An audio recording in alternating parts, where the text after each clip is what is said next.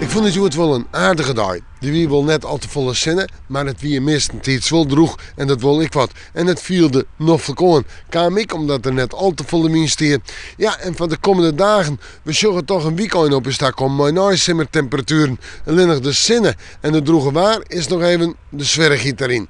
Allereerst naar Joen en vannacht.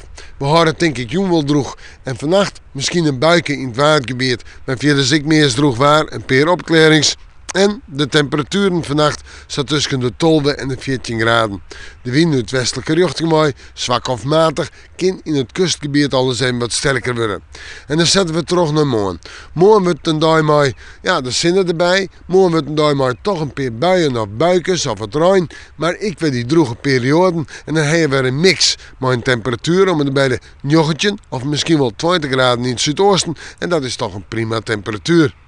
De wind matig en vrij krachtig, nog altijd nu het westelijke richting mooi. Ik denk dat hij west-zuidwest zitten zal. En dan denk ik dat hij in het kust- en watergebied stadig en krachtig wordt. Kracht 5 en 6. En dan zetten we terug naar het weekend en het fruitsjoch.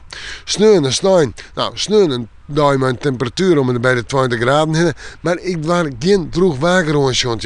Protte bewolkingszinnen. Misschien een heel iets beetje rein, maar meestentijds gewoon droeg. Sneeuw kon eens op een bui, maar ik zinnen en zijn 21 graden en dan ga ik het door een nooit temperatuur. En man, je zijn 21 graden, het lijkt een droege dag te worden, dus ik al daar nooit waar. En hoe het verder uitpakt, we moeten morgen maar weer even in het waarschuwen.